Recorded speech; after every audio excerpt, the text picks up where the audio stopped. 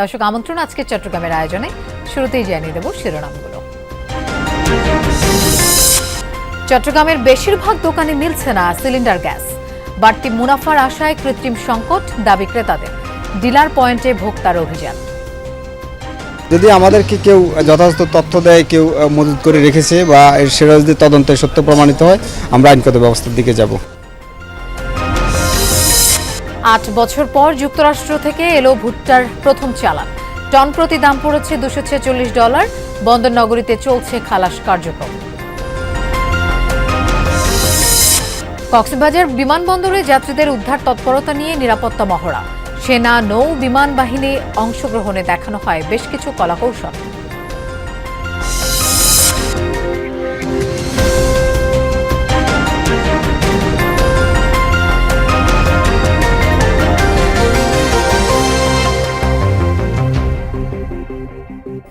এতক্ষণ শিরোনাম দেখছিলেন, আপনাদের সঙ্গে থাকছি আমি মৌসুমী আহমেদ লোপা। হঠাৎ করে সিলিন্ডার গ্যাসের জন্য হাহাকার চলছে চট্টগ্রামে। ডিলার এবং খুচরা দোকান কোথাও মিলছে না গ্যাস। সরবরাহ বন্ধ করে দেয়ায় এই সংকট বলছেন তারা। আজ দুপুরে ডিলার পয়েন্টে ভোক্তা অধিকার সংরক্ষণ অধিদপ্তরের অভিযানেও মিলেছে একই চিত্র। সিলিন্ডার গ্যাসের সংকট, তাই নগরীর পূর্ব ফিরোজ শাহ কলোনিতে বিরিয়ানির ছোট্ট এই দোকানে রান্না চলছে লাকড়ির চুলায়।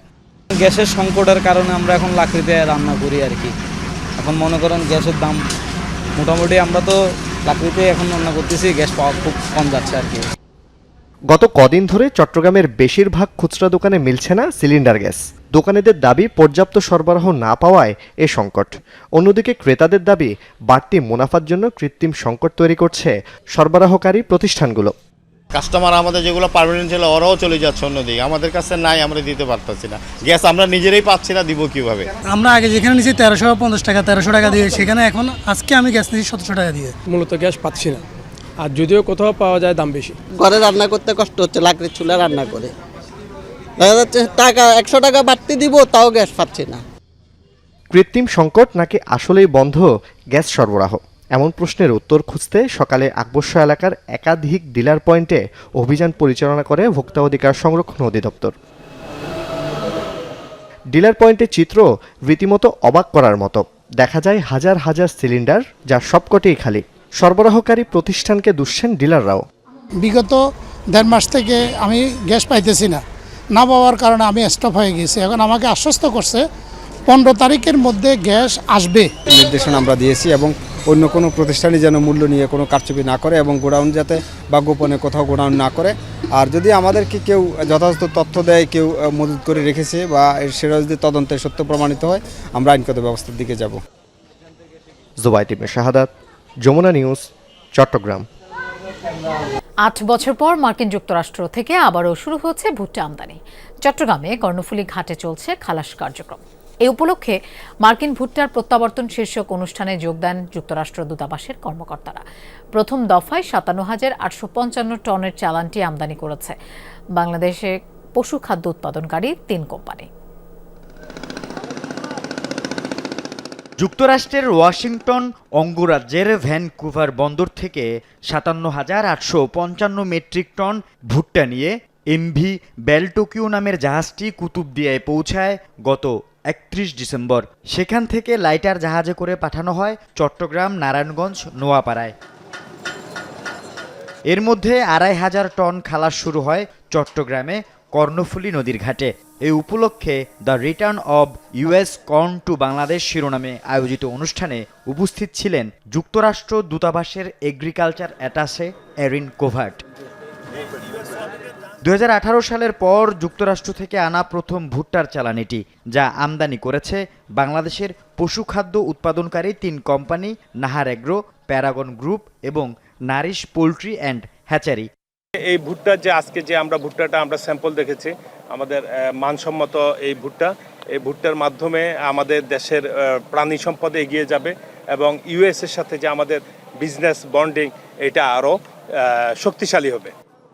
আমদানি করা হলুদ রঙের এসব ভুট্টা ২০২৫-২৬ ফসল মৌসুমে যুক্তরাষ্ট্রের মিনেসোটা এবং উত্তর ও দক্ষিণ ডাকোটায় উৎপাদিত।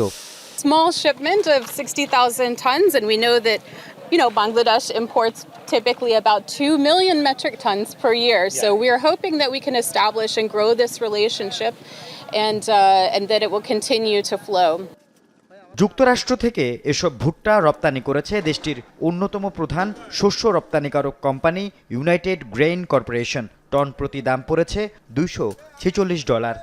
Could offer the possibility to the US exporter to reach the Bangladeshi market, and we hope effectively that we will be able to continue to participate to this flow together with our partners here in Bangladesh.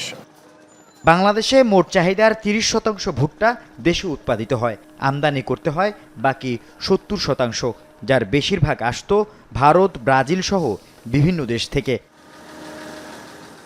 Al Amin Sikdar, Jamuna news, Chittagong. খাগড়াছড়ির মাটিরাঙ্গার সোনালী bank শাখায় চুরির ঘটনা ঘটেছে। সকালে ডিউটিরত security guard ঝাড়ু দিতে গেলে বিষয়টি জানাজানি হয়। পুলিশ জানায় গতরাতে ব্যাংকের মেইন গেটের তালা ভেঙে ভেতরে প্রবেশ করে চোর। এ সময় ড্রয়ার ভেঙে প্রায় 1,500 টাকা এবং একটি ল্যাপটপ নিয়ে যায়। কেটে দেয়া হয় সিসিটিভির কেবল। এ সময় একজন ব্যক্তিকে দেখা গেলেও তাকে শনাক্ত করা যায়নি। তবে ভল্টের তালা ভাঙতে না পারায় তেমন কোনো ক্ষতি হয়নি বলে জানিয়েছেন ব্যাংকের ওই শাখার ম্যানেজার মোহাম্মদ হাবিবুজ্জামান। ঘটনার পর সেনাবাহিনী, পুলিশ প্রশাসন এবং সোনালী ব্যাংকের ঊর্ধ্বতন কর্মকর্তারা ঘটনাস্থল পরিদর্শন করেছেন। চুরির ঘটনায় এখনো কোনো মামলা হয়নি, বিষয়টি তদন্তাধীন রয়েছে। নিরাপত্তা মহড়া অনুষ্ঠিত হয়েছে কক্সবাজারের বিমানবন্দরে। একটি ডেমো বিমানে লুকিয়ে রাখা বোমা বিস্ফোরণের হুমকি পাওয়ার পর মহড়ায় দেখানো হয় যাত্রীদের উদ্ধার তৎপরতা এবং নিরাপদ ব্যবস্থাপনার কলাকৌশল। মহড়ায় অংশ নেয় সেনা, নৌ, বিমান বাহিনী, ফায়ার সার্ভিস সহ বিভিন্ন সংস্থা। ঢাকা থেকে রওনা দেয়া যাত্রীবাহী বিমান কক্সবাজার বিমানবন্দরে অবতরণের আগে কন্ট্রোল টাওয়ারে ফোন আসে, বিমানে বোমা আছে, যে কোনো সময় বিস্ফোরিত হবে। তবে বাস্তব নয়, এটি মহড়ার চিত্র, যেখানে দেখানো হয় বোমা থাকার খবর পেয়ে সর্বোচ্চ নিরাপত্তা প্রস্তুতি এবং যাত্রীদের নিরাপদে উদ্ধারে তৎপরতা শুরু করে বিমান বাহিনী, সেনাবাহিনী, র্যাব, পুলিশ, ফায়ার সার্ভিস ও সিভিল ডিফেন্স এবং মেডিকেল ইউনিট সহ অন্যান্য সব সংস্থা। বিমানবন্দরের দুর্বলতা শনাক্ত করা, বিভিন্ন সংস্থার মধ্যে সমন্বয়, যাত্রী সেবার আন্তর্জাতিক মান নিশ্চিত করা এবং ভয়াবহ পরিস্থিতি মুখোমুখি হলে কর্মীদের করণীয় শেখাতে এবং দক্ষতা বৃদ্ধিতে মূলত এই মহড়া। এটি মূলত সম্মানিত যাত্রীদের জন্য আন্তর্জাতিক মানের নিরাপত্তা ও সেবা নিশ্চিত করার একটি অঙ্গীকার। এই মহড়ার সফলতা ভবিষ্যতে উদ্ভূত যে কোনো জরুরি পরিস্থিতি মোকাবেলায় আমাদের মনোবল ও আত্মবিশ্বাসকে বহুগুণ বৃদ্ধি করবে বলে আমি দৃঢ়ভাবে বিশ্বাস করি। মহড়ার মাধ্যমে কক্সবাজার বিমানবন্দরের সক্ষমতা ও সুরক্ষা ব্যবস্থা আরও বাড়ানোর আশা কর্তৃপক্ষের। তো আমাদের একটা ইভ্যালুয়েশন টিম তৈরি করেছি, ওরা পুরা এক্সারসাইজটা পর্যবেক্ষণ করলো। এরপরে এরা আমাকে 30 দিনের মধ্যে রিপোর্ট দিবে, তখন আমরা এই এয়ারপোর্টকে নিয়ে, আমাদের সিনিয়র অফিসিয়ালকে নিয়ে এই রিপোর্টটা আমরা পর্যালোচনা করব এবং গ্যাপগুলোকে আমরা উন্নত করার চেষ্টা করব। আন্তর্জাতিক নিয়ম অনুসারে 2 বছর পর পর বিমানবন্দরে এই মহড়ার আয়োজন করা হয়। জুবাইদ ইবনে শাহাদাত, যমুনা নিউজ। প্রয়াত বিএনপি চেয়ারপারসন ও সাবেক প্রধানমন্ত্রী বেগম খালেদা জিয়ার রুহের মাগফিরাত কামনায় দোয়া মাহফিল অনুষ্ঠিত হয়েছে চট্টগ্রামের সন্দ্বীপে। রহমতপুরে উপজেলা বিএনপি অঙ্গ সংগঠনের উদ্যোগে অনুষ্ঠিত মাহফিলে অংশ নেন চট্টগ্রাম 3 আসনে বিএনপির প্রার্থী মোস্তফা কামাল পাশা। বেগম খালেদা জিয়ার রুহের মাগফিরাত কামনায় অনুষ্ঠিত হয় খতমে কোরআন, দোয়া মাহফিল ও বিশেষ মোনাজাত। অন্যদিকে মগধরা ইউনিয়নের আমতলী বাজারে মগধরা ইউনিয়ন জাতীয়তাবাদী প্রবাসী ফোরামের উদ্যোগে আয়োজিত আলোচনা সভায় বক্তারা দেশ ও জনগণের জন্য খালেদা জিয়ার অবদান তুলে ধরেন। পরে কোরআন খতম, দোয়া মাহফিল অনুষ্ঠিত হয়। এদিকে খাগড়াছড়িতে বেগম খালেদা জিয়ার আত্মার মাগফিরাত কামনায় মাদ্রাসা শিক্ষার্থীদের মাঝে কাপড় ও খাবার বিতরণ করেছে বিএনপি। দুপুরে সদরের গঞ্জপাড়া এলাকার আলামিনবাড়িয়া এম এ হক মাদ্রাসা ও হেফজোখানায় এই আয়োজন করা হয়। প্রধান অতিথি ছিলেন জেলা বিএনপির সভাপতি ও বিএনপি মনোনীত প্রার্থী ওয়াদুদ ভূঁইয়া। তিনি বলেন, দেশনেত্রী বেগম খালেদা জিয়া দেশের মাটি ও মানুষের জন্য নিরলসভাবে কাজ করে গেছেন। পরে খালেদা জিয়ার আত্মার শান্তি কামনায় সকলকে দোয়া করার আহ্বান জানান তিনি। ছোট্ট একটি উদ্যোগ পাল্টে দিয়েছে খাগড়াছড়ির দুর্গম কালাপাহাড়ের চিত্র। পানি সংকট নিরসনে বাংলাদেশ সেনাবাহিনীর এক প্রকল্পের সুফল পাচ্ছে 4 গ্রামের মানুষ। পাহাড় বন বাদার পেরিয়ে সংগ্রহের ভোগান্তি আর নেই।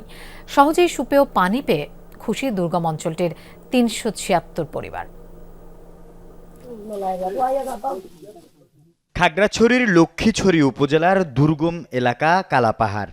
এক সময় এখানকার 4টি গ্রামের মানুষের একমাত্র ভরসা ছিল পাহাড়ি ঝিরির অপরিশোধিত পানি।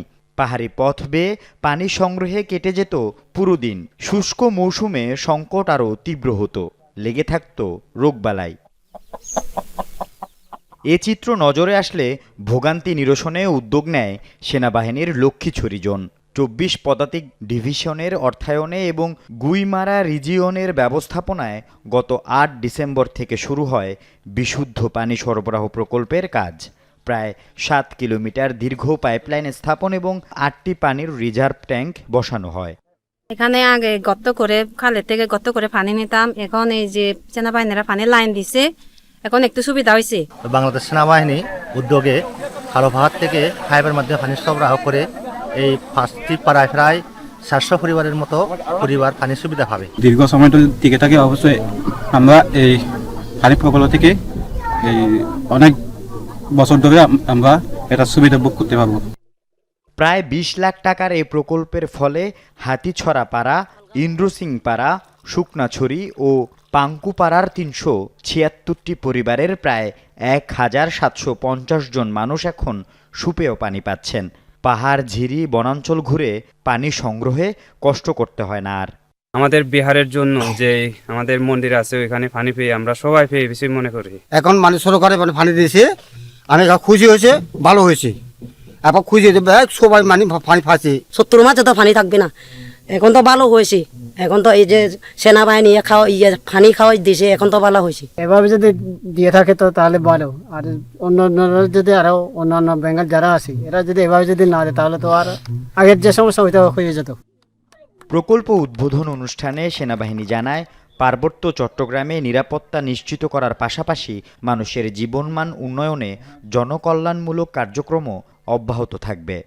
সেনাবাহিনী শুধু সশস্ত্র সন্ত্রাসী গোষ্ঠীর বিরুদ্ধে কঠোর অভিযান পরিচালনায় সীমাবদ্ধ নয়, তারা স্থানীয় জনগণের জীবনমান উন্নয়ন, মানবিক সহায়তা এবং স্থায়ী শান্তি প্রতিষ্ঠার লক্ষ্যে কাজ করে যাচ্ছে।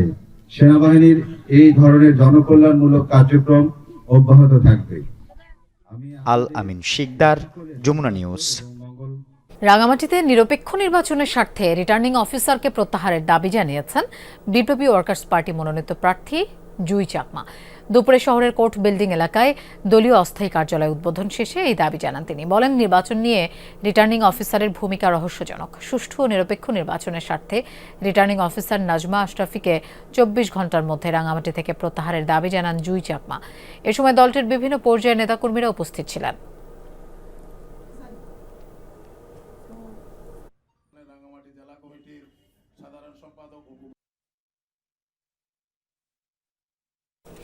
দর্শক, সারা দেশে শীতের তীব্রতা বেড়েছে।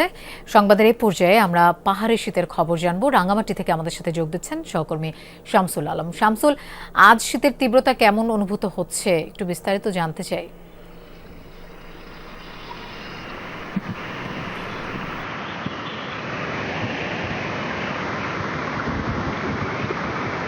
শামসুল, আজকে রাঙামাটিতে শীতের তীব্রতা কেমন? ছিন্নমূল মানুষরা কোনো শীতবস্ত্র সহায়তা পেয়েছে কিনা?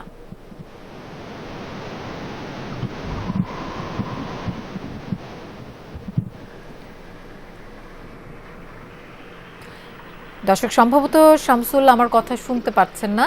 আমরা পরবর্তীতে নিশ্চয়ই তার কাছ থেকে জেনে নেব সেখানকার অবস্থা। সমাজের অনগ্রসর ও পিছিয়ে পড়া জনগোষ্ঠীকে স্বাবলম্বী করতে প্রয়োজনীয় বিভিন্ন সরঞ্জাম বিতরণ করা হয়েছে চট্টগ্রামে। হালি শহরে বেসরকারি উন্নয়ন সংস্থা মমতার 43তম প্রতিষ্ঠাবার্ষিকী উপলক্ষে ভিন্নধর্মী এই উদ্যোগ নেওয়া হয়।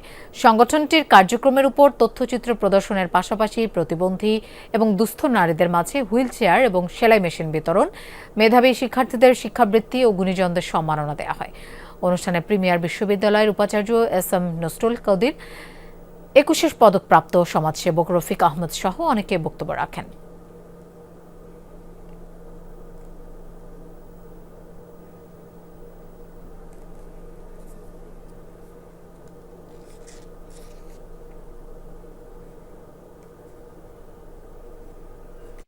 140 প্রজাতির ফুল নিয়ে চতুর্থবারের মতো চট্টগ্রামের ডিসি পার্কে শুরু হতে যাচ্ছে ফুল উৎসব। ডিসি পার্কে আছেন আমাদের সহকর্মী শহীদুল সুমন, আমরা তার কাছে যাচ্ছি। সুমন, ফুল উৎসব সম্পর্কে জানতে চাই, আয়োজন কেমন দেখছেন?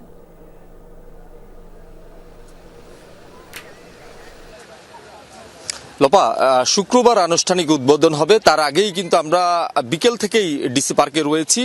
অসংখ্য দর্শনার্থী তারা কিন্তু একেবারে দুপুরের পর থেকে এখানে এসে তাদের যে উপভোগ, ফুলের যে সৌন্দর্য গ্রহণ সেটি আসলে তারা শুরু করছে। এখন সন্ধ্যা হয়েছে, অনেক দর্শক কিন্তু এখনো পর্যন্ত আছে। প্রায় 140 প্রজাতির ফুল, তার মধ্যে প্রায় 20 প্রজাতির রয়েছে বিদেশি এবং বাকি প্রজাতিগুলো হচ্ছে দেশীয় প্রজাতি, এবং সেটি দেখছেন আপনি বিভিন্ন প্রজাতির ফুল। আমাদের ক্যামেরা লেন্সও আসলে দেখানো যাচ্ছে। আয়োজকরা বলছেন তারা মাসব্যাপী এই যে আয়োজন সেটি তারা করবেন, এবং দর্শনার্থীরা আসলে বলছেন যে একসাথে এত ফুল তাদের আসলে বিমোহিত করছে। অনেকেই বলছেন যে তারা 5 থেকে 7 প্রজাতির ফুল কোনো বাগানে দেখেন, কিন্তু 140 প্রজাতির এই ফুল তাদেরকে আসলে বিমোহিত করছে, তাদেরকে আনন্দ দিচ্ছে, তাদের ভিন্ন তাদের মনে অনুভূতি দিচ্ছে। আমরা দেখছি অসংখ্য দর্শক তারা আসছেন, বিভিন্ন বয়সী যারা দর্শনার্থীরা রয়েছেন তারা আসছেন। বিশেষ করে সারা বছর ব্যাপী কিন্তু ডিসি পার্কে দর্শনার্থীদের ভিড় থাকে, তবে এই যে 1 মাস ফুল উৎসবকে ঘিরে যে মানুষের আগ্রহ সেটি কিন্তু আসলে উদ্বোধনের আগেই যে দর্শনার্থীদের ভিড় সেটি দেখে আসলে বোঝা যাচ্ছে। অনেক দর্শক দূর দূরান্ত থেকে এসেছেন, তারা একটু করে কিন্তু ফুলের যে সৌন্দর্য সেটি গ্রহণ করার জন্য আসছেন। আমরা এখানকার যারা ফুল উৎসবের সাথে জড়িত রয়েছেন তাদের সাথে কথা বলছেন, তারা আসলে বলছেন যে এখানে যেহেতু বিদেশি ফুলের সাথে অনেক নাম না জানা ফুল রয়েছে, সেক্ষেত্রে দর্শনার্থী যারা এখানে আসবেন, বিভিন্ন বিশেষ করে শিশু সহ নতুন প্রজন্ম, তারা যাতে ফুল সম্পর্কে জানতে পারেন, সেক্ষেত্রে ফুলের বৈজ্ঞানিক নাম এবং সেটি কোন দেশের সেটি আসলে তারা নেম প্লেটের মাধ্যমে সেটি সাধারণ মানুষকে বোঝানোর চেষ্টা করবেন। এবং আমরা দেখছি অসংখ্য ফুল, অনেকে ছবি তুলছেন, ঘুরছেন, বিভিন্ন বয়সী বিশেষ করে শিশুদেরকে আমরা দেখছি বেশ উচ্ছ্বসিত তারা ফুল দেখে। তারা তাদের পরিবারের সদস্যদের সাথে এসেছেন। বড়রা বলছেন যে তারা যেসব ফুল সম্পর্কে জানেন, নাম জানেন, সেগুলো কিন্তু নতুন প্রজন্মের শিশুদেরকে তারা জানিয়ে দিচ্ছেন, যেগুলো তারা নিজেরাও চেনেন না, তারা আশেপাশে যারা রয়েছেন যারা চেনেন তাদের কাছে থেকে জেনে নিচ্ছেন। আমরা অনেককে দেখছি তারা কিন্তু ফোনে গুগল করে দেখছেন ফুলটি আসলে কোন দেশের, নাম কি, সব মিলিয়ে একেবারে উৎসবের আমেজ আমরা এখন থেকেই দেখছি। এর বাইরে ডিসি পার্কে নানা ধরনের কার্যক্রম চলছে। এখানে এক সাইডে কিন্তু আমরা দেখছি নৌকা রাইড চলছে, অন্য পাশেও কিন্তু সাধারণ যারা দর্শনার্থীরা আসছেন তারা নানাভাবে তাদের যে সময়টুকু, বিকেলের সময়টুকু তারা উপভোগ করছেন। বলছেন এখানে যারা দর্শনার্থীরা এসেছেন তারা বলছেন যে এখানে যেহেতু শহর থেকে কিছুটা বাহিরে, সেক্ষেত্রে যাতায়াতের ব্যবস্থাটা একটু কঠিন। সাধারণ যারা মানুষরা রয়েছেন তাদেরকে আসলে প্রাইভেট গাড়ি কিংবা একেবারেই ভাড়া করে গাড়ি নিয়ে আসতে হয়। সেক্ষেত্রে এখানে প্রাইভেট গাড়ির বাইরে যদি পাবলিক ট্রান্সপোর্টের ব্যবস্থা এই ফুল উৎসবকে ঘিরে এখানে করা হয়, সেক্ষেত্রে সাধারণ যারা দর্শনার্থীরা রয়েছেন তাদের জন্য ভালো হবে। তবে এখানকার যারা দর্শনার্থীরা আসছেন শহর এবং শহরের বাইরে থেকে, বিভিন্ন উপজেলা থেকে, তারা বেশ উপভোগ করছেন ফুল উৎসবটি। সুমন, আপনাকে ধন্যবাদ আমাদের সাথে যোগ দেওয়ার জন্য। দর্শক, এই ছিল আজকে চট্টগ্রামের আয়োজন, আর এতক্ষণ সাথে থাকার জন্য ধন্যবাদ সবাইকে।